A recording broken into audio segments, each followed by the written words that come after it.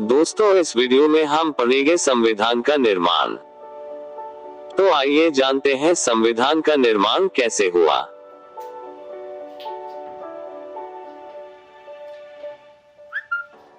चौबीस मार्च 1946 को ब्रिटिश सरकार के 3 कैबिनेट मंत्रियों का प्रतिनिधि मंडल भारत आया, जिसे कैबिनेट मिशन नाम दिया गया, जिसका उद्देश्य था भारत के निर्वाचित प्रतिनिधियों व देशी रियासतों के साथ वार्तालाप कर संविधान निर्मात्री सभा का गठन करना व अंतरिम सरकार की स्थापना करना था।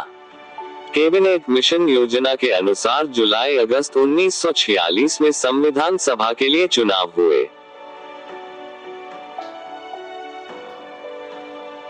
जिसमें कांग्रेस के 208 सदस्य तथा मुस्लिम लीग के 73 सदस्य तथा all India scheduled caste federation का 1 सदस्य डॉक्टर अंबेडकर तथा अन्य 14 सदस्य, कुल 296 सदस्य संविधान सभा के लिए चुने गए।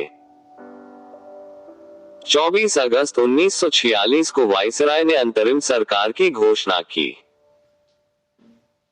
जिसमें वायसराय परिषद के अध्यक्ष तथा जवाहरलाल नेहरू उपाध्यक्ष बनाए गए, जिसने 2 सितंबर 1946 को शपथ ग्रहण की। 9 दिसंबर 1946 में संविधान सभा की बैठक हुई, जिसकी अध्यक्षता डॉक्टर सच्चिदानंद सिन्हा ने की। इस सभा का मुस्लिम लीग व राजाओं ने बहिष्कार किया। 11 दिसंबर 1946 को डॉक्टर राजेंद्र प्रसाद को संविधान सभा का स्थायी अध्यक्ष चुना गया। सभा में 13 दिसंबर 1946 को जवाहरलाल नेहरू ने ऐतिहासिक उद्देश्य प्रस्ताव पेश किया, जिसे 22 जनवरी 1947 को संविधान सभा ने स्वीकार कर लिया। 22 मार्च 1947 को लॉर्ड लुईस माउंटबेटन वायसराय और गवर्नर जनरल बनकर भारत आए। उन्होंने पाकिस्तान की मांग पर कांग्रेस व भारतीय नेताओं से बातचीत करना शुरू किया तथा बातचीत करके पाया कि देश के बंटवारे के अलावा कोई हल नहीं है। 3 जून 1947 को ब्रिटिश सरकार ने एक योजना प्रकाशित की, जिसमें कहा गया कि भारत संघ और पाकिस्तान 2 डोमिनियन स्टेट होंगे, जिसे माउंटबेटन योजना कहा गया। 18 जुलाई 1947 को ब्रिटिश संसद ने भारतीय स्वतंत्रता अधिनियम 1947 पारित किया, जिसके द्वारा 15 अगस्त 1947 को भारत व पाकिस्तान को स्वतंत्र कर दिया गया। संविधान निर्माण के लिए 22 समितियां बनाई गई, जिसमें संविधान प्रारूप समिति प्रमुख थी। 29 अगस्त 1947 को संविधान प्रारूप समिति का गठन किया गया। इस समिति में 7 सदस्य थे। पहले थे डॉक्टर भीमराव अंबेडकर, जो अध्यक्ष थे। दूसरे अल्लादी कृष्ण स्वामी अय्यर सदस्य। तीसरे एन गोपालस्वामी अयंगर सदस्य। चौथे के एम मुंशी सदस्य। 5वें सैयद मोहम्मद सादुल्ला सदस्य। 6ठे बी एल मित्रा सदस्य और 7वें सदस्य थे डी पी खेतान।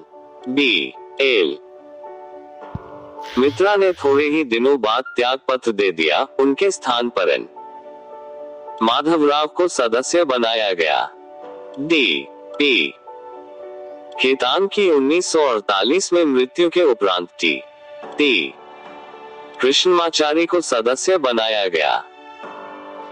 संविधान सभा के 11 सत्र और 165 बैठकें हुई,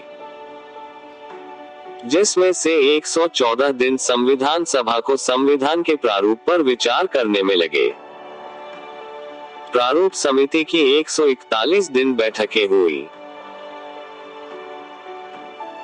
प्रारूप समिति के सम्मुख 7635 संशोधन सुझाए गए, जिनमें से 2473 संशोधनों पर विचार किया गया तथा 5162 को निरस्त किया। संविधान सभा ने संविधान निर्माण का कार्य 2 वर्ष 11 माह और 18 दिन में पूरा किया। बंटवारे के बाद भारत की पुनर्गठित संविधान सभा में सदस्यों की संख्या 324 निश्चित की गई, जो 31 अक्टूबर 1947 को घटकर 299 रह गई। इन सदस्यों में से 24 जनवरी 1950 को 284 सदस्य उपस्थित थे, जिनमें 15 महिलाएं थीं, जिन्होंने संविधान की 2 प्रतियों हिंदी व अंग्रेजी पर हस्ताक्षर किए। संविधान सभा ने संविधान को 26 नवंबर 1949 संविधान दिवस को अंगीकृत किया, जिसे 26 जनवरी 1950 गणतंत्र दिवस को लागू हुआ। संविधान की मूल कॉपी को प्रेम बिहारी रायजादा ने हिंदी व अंग्रेजी दोनों भाषाओं में हाथ से कैलीग्राफी के जरिए इटैलिक अक्षरों में लिखा था, जिसमें 6 माह लगे थे। इसमें कोई टाइपिंग या प्रिंटिंग नहीं की गई थी। रायजादा का खानदानी पेशा कैलीग्राफी का था। संविधान के हर पेज को चित्रों से आचार्य नंदलाल बोस ने सजाया है। प्रस्तावना पेज को बोस के शिष्य राम मनोहर सिन्हा ने सजाया है।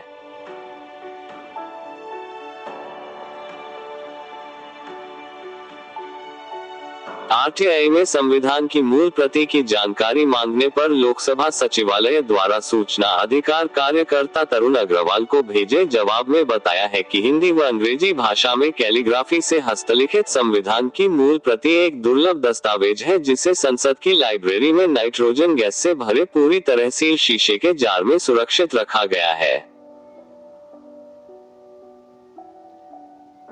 मूल संविधान में 22 भाग, 395 अनुच्छेद और 8 अनुसूचियां थी, जबकि वर्तमान में अनुसूचियों की संख्या 12 तथा परिशिष्ट 1-5 है तथा 104 संविधान संशोधन किए गए हैं।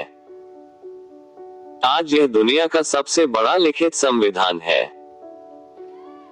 दोस्तों, और वीडियोस के लिए हमारे चैनल को सब्सक्राइब कर बेल आइकॉन को दबा देना। Thanks for watching.